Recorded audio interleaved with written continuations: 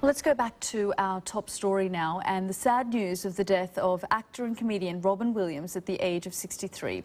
He began his career on the small screen but quickly became a Hollywood sensation. The news has shocked the world, with tributes being paid from friends and fans alike. Well, let's get more on this from the BBC's Alice Baxter, who's in the World's newsroom. Alice? Thanks, Yelda. Yes, you join me here in the World's newsroom, and it really is with a heavy heart that we journalists have to report on a story like this. Robin Williams, clearly such a well-loved actor, and the tributes have been pouring in, and predictably they've been pouring in on social media.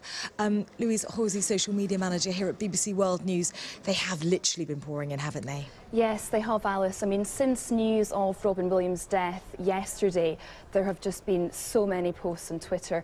In fact, in the first hour after his death was announced, there were actually 1 million tweets. And I've been having a look today, and there's actually been 7.3 million tweets about Robin Williams to date. And if we actually just have a look here, this is a trend map which shows some of the hashtags that have been trending. So there you can see RIP Robin Williams, hashtag Robin Williams, hashtag Genie, after the famous character that he voiced in Aladdin. So yes, huge outpouring on the social media sites. Because of course Robin Williams was an avid user of Twitter and all sorts of social media himself, wasn't he? Yes, he was on Twitter, and in fact, if we just have a look, just 2 weeks ago, 2 weeks before his death, this was his last post on Twitter. This was a photo of himself and his daughter that was on Instagram. And as you can see there, he was wishing his daughter, Zelda, happy birthday. And his daughter, she actually took to Twitter as well to pay tribute to her father. As you can see there, it's a quote that she's put from a French author of The Little Prince. And at the bottom there, she's put, "I love you, I miss you, I'll try to keep looking up," at the stars that are referred to there. Oh, it's just desperately sad, isn't it? Louise, many thanks for talking us through just some of the social media reaction to the death of Robin Williams. Well, with me in studio is Louise Hosie, who's the BBC's social media producer. So she has been very busy this evening as she's been taking a look at the film industry and how it's been playing out on social media. So what struck you first? Well, I mean, social media, the Oscars has just absolutely dominated social media over the last couple of hours. There have been a number of different hashtags trending. One of the most popular ones is just hashtag Oscars 2015. And to date, that's been tweeted about 2 million times. So that kind of gives you a sense of the amount of people that are on their phones, on their tablets, that are involved in tweeting. And what about one hashtag actually that struck me? Ask her more. Tell our viewer a little bit about that one. Yes, well, this is a hashtag in response to women on the red carpet, to maybe a suggestion that some of the questioning about what they're wearing is a bit shallow, and a sort of plea almost for them to be asked some more intelligent questions. So this Ask Her Now has really taken off. Reese Witherspoon was tweeting it tonight, so that's one of the hashtags. And I suppose that relates in a way. There was one little moment that struck me that has been retweeted also many times, and that's when Patricia Arquette, who got Best Supporting Actress for Boyhood, that film that they were arguing there whether that should have been Best Film instead of Birdman. She talked about equal pay, she talked about gender equality, and then that appeared to go viral. Yeah, that's really kind of caught on, and that's been one of the main talking points. Patricia Arquette spoke about this inequality, you know, the wage inequality, and that's really been picked up on Twitter. There's been quite a few responses to that we have. So Charles Clymer, for example, on Twitter, he tweeted, "Thank you for standing up and calling out sexism in this country. You're a champion and a hero." Amy Poehler tweeted, "We're screaming at the screen because Patricia Arquette's speech was more incredible than we could have imagined." And Valerie Jarrett, who's actually an advisor to President Obama, tweeted, "Thanks for using your speech to advocate for equal pay and for understanding that when women succeed, America succeeds." And I've also just been having a quick look at the number of times Patricia Arquette's name's been mentioned, 320,000 times on Twitter since she actually made that speech.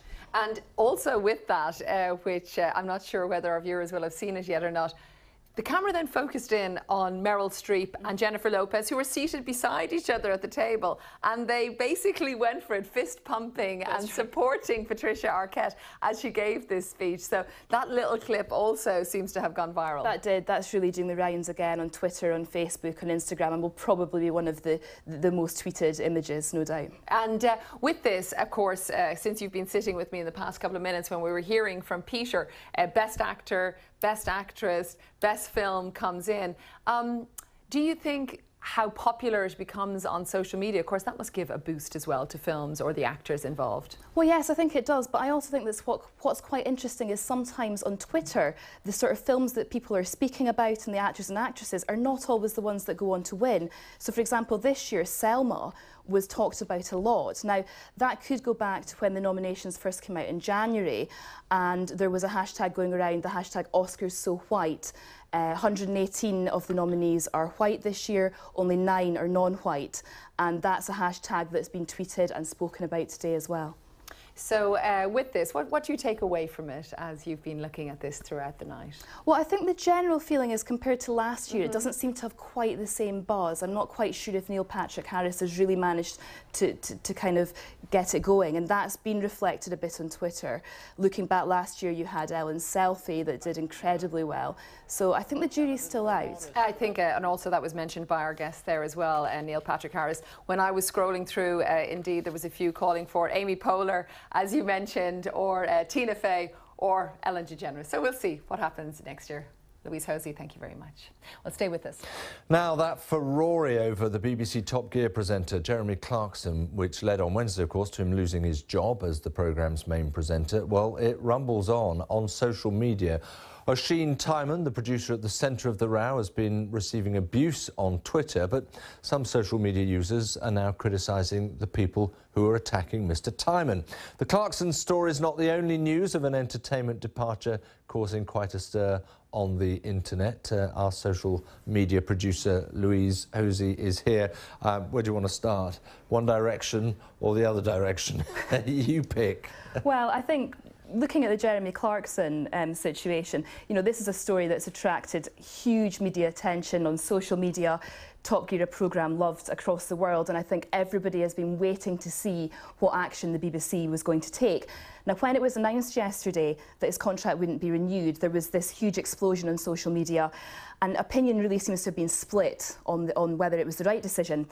One strand of the story which has been getting a lot of attention, as you mentioned, is the treatment on social media of this producer, Oisin Tymon. Some of it has been so vitriolic, so strong, that we can't actually really show some of the examples, online abuse that he's been receiving. It's extraordinary, isn't it? Because he's been basically completely cleared, even by Clarkson, actually. That's right. And what we have seen, though, in the last kind of 24 hours is a lot of people now going onto social media to condemn these Twitter trolls. I think we've got a few examples of people that have been tweeting. So, for example, Lucy Horrobin, she's tweeted, "Anyone sending vile tweets to Oisin Tymon should be utterly ashamed. How has the victim in this debate become a target?" And also Kathy Martin, she tweets, "I despair at the abuse being levelled at Oisin Tymon. When is it ever acceptable to blame the victim?" Well, very briefly, One Direction, obviously that's no doubt gone completely, it's sort of a meltdown, isn't it, on the internet? It has, you know, biggest boy band in the world, 23 million followers on Twitter. Zayn Malik, the member that's left, has 14 million followers himself. The main trending hashtag at the moment is the hashtag always in our hearts, Zayn Malik. And I think we have a heat map, I don't know if we've got time to show it, of how much it's been tweeted. I'm sure it's very hot. We haven't for now. Louise, thank you very much indeed for all of that. Thanks for watching BBC World News. Stay with us throughout the day. The real drama. Now, it has to be said, not a lot of people live in the Faroes. So, Louise, to you, for social media reaction, you know, I'll be honest, in London, we all looked outside, we got very excited, there was thick cloud cover, and frankly, it got a tiny, tiny bit greyer than usual, but in London, grey's nothing special. We didn't get excited. How many people on social media are truly excited about this? Well, this really has been a big deal in social media, and not just today, but in the past week. Loads and loads of people have been tweeting about this. The hashtag Eclipse 2015 is the most popular one. I think we've got a visualisation we can show which just shows you how the term actually built up on social media in the last couple of hours. Is this one of your famous heat maps? It is indeed. Right, so explain it to me. Well, this just shows you the number of people tweeting using this hashtag Eclipse 2015, and you can see as it gets closer towards 9:30 here in the UK, it's getting bigger and bigger in the UK and in America on the East Coast. And this term, it's actually been tweeted more than 250,000 times already. And peak time in the UK, it was being tweeted around 6,000 tweets per minute. Well, that all sounds terrific, but be honest with me, are some people a little bit disappointed? I don't want to sound like, you know, the grumpy old grandpa here, but, you know, it wasn't that great in London. Are you getting a bit of a sense of anticlimax? I know some are excited. If you live in the Faroes, it's fabulous, but are some a bit disappointed? Some are excited, but there were also, my timeline on Twitter was being filled with quite a few photographs of grey skies. I know a lot of our colleagues went outside today to try to watch it and said that they didn't really see very much. People have also been making a lot of jokes about it on Twitter. There's been a lot of amusing things coming forward that I think we can have a look at. For example, Wayne Morton, he used a cake to represent the solar eclipse. An eclipse that's good enough to eat, I like that. Yeah. Yes, he tweeted and said, chances are you won't see today's eclipse because of clouds, so I've produced this one. Matt Lees tweeted, he said, remember not to look directly at jokes about the eclipse, so a little joke there. And the British actor Jake Wood, he posted an image of 50 Shades of Grey, saying, yes, this is what I saw. Here's my stunning photo. Also another one, Thames Valley Police, they also put out a tweet saying, we're currently investigating an attempted theft of the sun. Please tweet us if you have more info. But you know what my favourite was? It was the fact that Bonnie Tyler was trending today on Twitter. Explain that. Why has that got anything to do with the eclipse at all? Come on, explain. Well, Bonnie Tyler, of course, known here in the UK, the Welsh singer, known for her 1980s hit Total Eclipse of the Heart. And so people have been tweeting about her. The hashtag Total Eclipse of the Sun has been trending. Her name's been trending. So maybe not a good day for everybody going to try to see the eclipse, but certainly quite a good day for her. And I can speak to the BBC social media producer, Louise Hosie. Louise, the announcement of these airstrikes actually came on Twitter, didn't they? That's right. I mean, one thing that quite often happens nowadays when you have a big event taking place is that the first rumblings, the first reports of it are often heard on social media before the official announcement.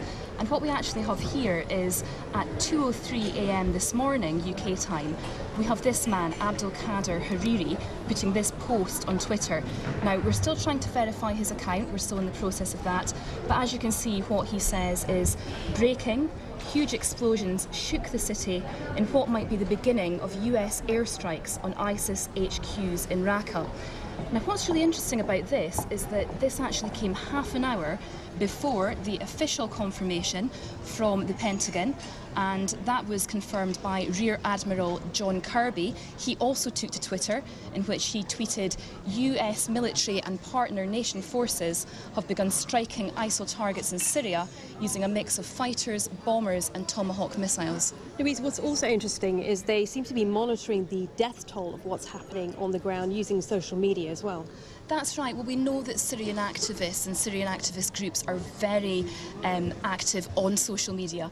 And one of the groups is the Syrian Observatory for Human Rights. Now, again, we still can't verify these figures, but ever since the strikes happened, they have been posting details of where the strikes took place, the number of strikes.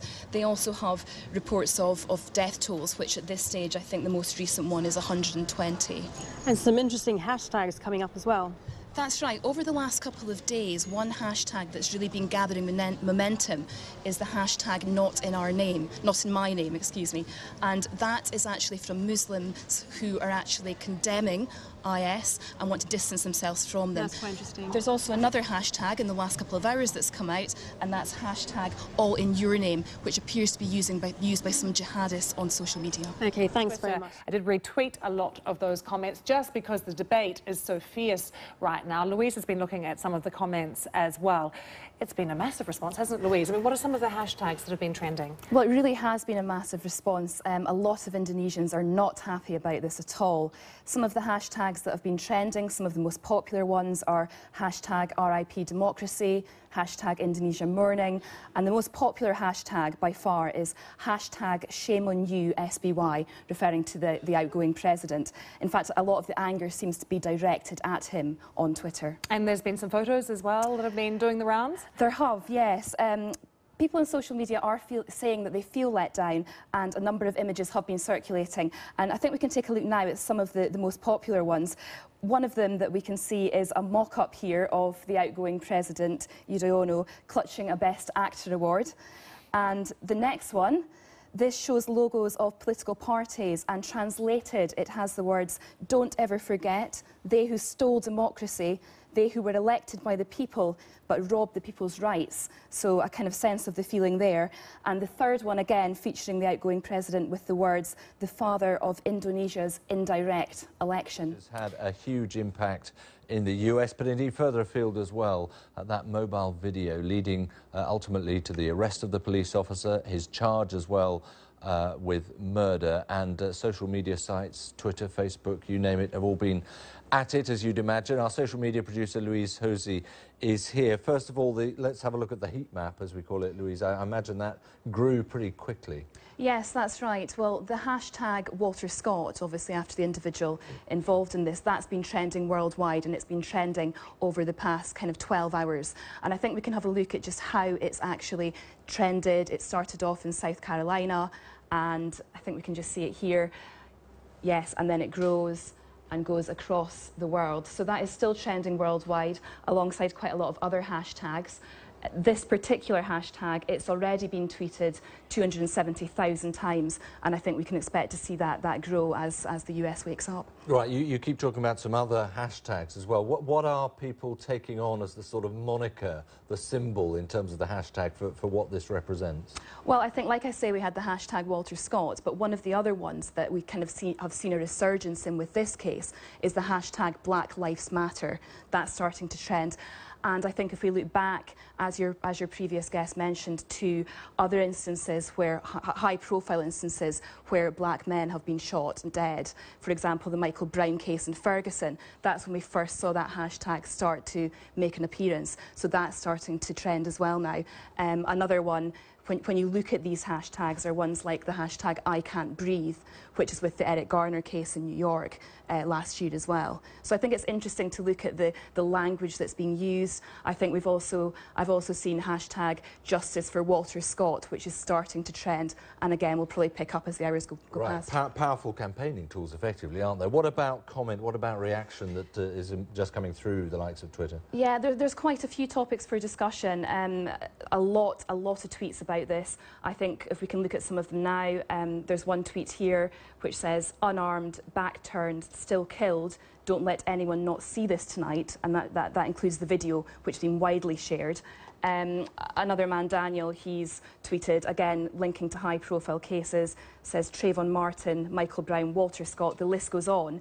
When is a senseless killing like this going to finally mark change? And I think the other interesting talking point is about the video itself, the fact that this video has been shared on social media. What would have happened if this video hadn't been taken? What sort of action might the police have taken or otherwise if it hadn't appeared on social media? Well, Louise, thank you very much indeed for all of that. These protests have been playing out on social media as well. With me now is our social media producer, Louise Hosie, and Vincent Nee, multimedia producer with BBC World Service. Thank you both for joining us. Louise, these, as we've been saying, have been playing out on social media, haven't they?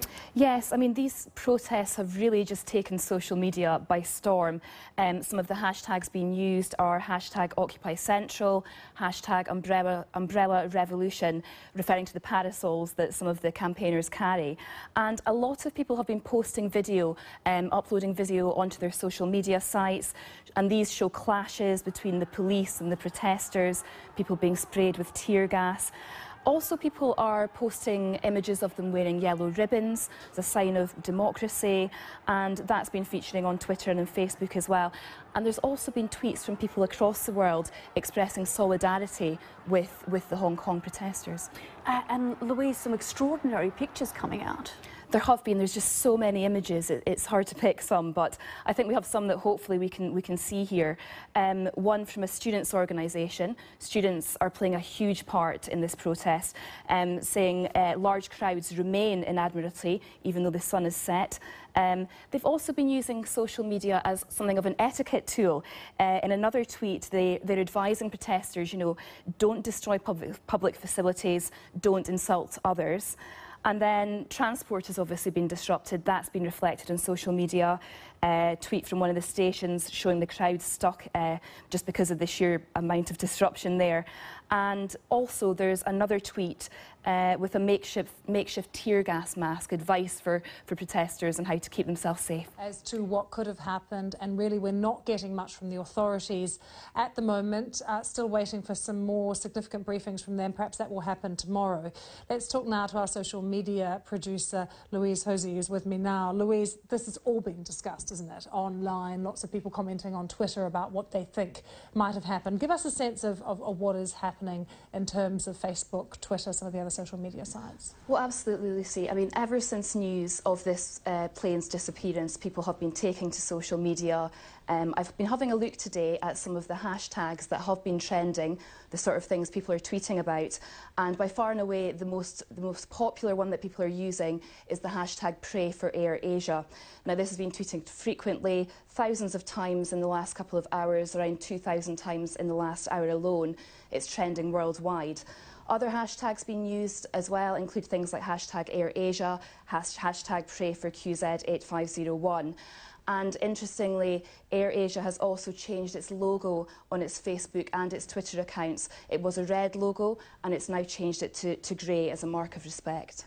And what about this kind of comment on what could have happened? Does that tend to come up quite a lot? Do people like to sort of, you know, imagine scenarios and share them with other people? Are we seeing that too? Yes, we are seeing some comments about what could have happened. Obviously, none of these can be verified and there's a lot of speculation at the moment. One thing that we are seeing from some of the Air Asia's executives, they are actually being quite active on Twitter particularly and tweeting about keeping people updated with what's happened. So, for example, Tony Fernandez, who's the chief executive of Air Asia, has actually been posting a lot of tweets. In one of his recent ones, he tweets, "Keeping positive and staying strong. My heart bleeds for all the relatives of my crew and our passengers. Nothing is more important to us." We've also heard from Indonesia's Vice President, Yusuf Kala. He's been meeting some of the families of those on board the plane, and he's also been tweeting, and he says, "Governments and agencies are working hard to continue to search. Please pray." Other airlines have also been showing their messages of support on social media. Malaysia Airlines, who we know they've had their tragedies this year with MH370, they've posted the hashtag Stay Strong Air Asia. And they've added, "Our thoughts and prayers are with all the family and friends on board QZ8501. OK, Louise, thank you very much. Just shows you as well all those aviation companies and people feeling it necessary now, of course, to contribute on social media too. There. Well, let's go to the Commonwealth Games now in Glasgow, and they're underway now. It kicked off last night with an opening ceremony which celebrated everything Scottish. That includes shortbread, tea cakes. They all took centre stage, but what are they? Kira Reardon joins me now from the World's Newsroom. Kira, update us. Yes, thanks, Yelda. Millions of people would have tuned in. And if you're not from Scotland, would you know what the cultural references are? Well, I've gathered two of my colleagues from Scotland here, Louise Hosie, who works with me in BBC World, and John Kelly from the BBC Magazine. John, we've got some Scottish items on the table. You're going to take me through. What is this? What is this? This is whiskey. This is Scotland's biggest, or one of Scotland's biggest exports. Scotland is obviously known for its love of alcoholic drinks, but this one is particularly important to us because it makes us lots of money. We sell it to your viewers all around the world, and it's a drink of celebration. It's a luxury drink. You raise a glass on New Year's Eve or on your wedding or when you've got something to celebrate. Okay, and what about this next one? We're going to look at Iron Brew, and we've got it up on the screen here as well.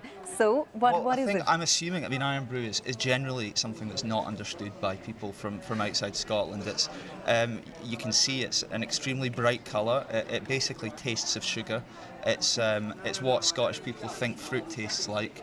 And it's hugely popular. Okay, Louise, you were tweeting like mad. You're a social media producer. Yes. What took the centre stage? Well, you would have thought it would have been the sportsmen and sportswomen that would have stolen the show last night, but actually I think it was these wee guys. They're Scottish Terriers. They're Scotland's national dog, also known as Aberdeen Terriers. Aberdeen's my home city, and they were chosen to lead out the various nations as they paraded around the stadium, and one of them got very tired and had to be picked up. Scotty was actually trending on Twitter worldwide, so for me this was my highlight last night. Okay, thank you so much. Well, for more on what people in Luhansk are saying about the reports of fighting and the information that is coming out of this particular region of Ukraine, we can speak to our social media producer, Louise Hosie. And like any fighting, of course, lots of people go to or turn to social media, don't they, with whatever they want to share, whatever they want to tweet. Well, they do, and I think you would expect with an incident like this convoy coming under attack there to be lots of videos and images on social media. But I've actually been speaking to our user-generated content people today, and from what they've been looking at, there actually seems to be very few videos or images.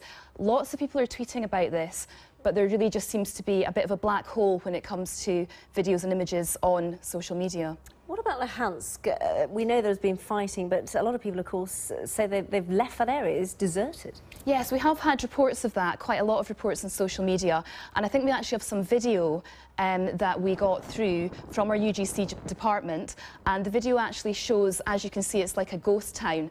It's a driver driving through Luhansk, and the streets are empty. We've also had reports, I've been speaking to my colleague in BBC Monitoring, there's been reports of a lack of electricity, sometimes the mobile phone networks going down. That could also be a reason why we're not actually seeing a lot of video and other images coming out at the moment. I don't know if we've got it to hand, but I know that the Ukrainian Defence Ministry have released a video as well. It does come, of course, with a big caveat, a big warning. Yes, they have released a video, the Ukrainian Defence Ministry. This is on their YouTube site. And we're not quite sure exactly who the people are in this video, but it does contain people who seem to be speaking about this attack, saying that they've had relatives that were involved in it. Obviously, at the moment, both sides are releasing information. We need to wait and see if this can be verified. But yes, so that's also going out just now.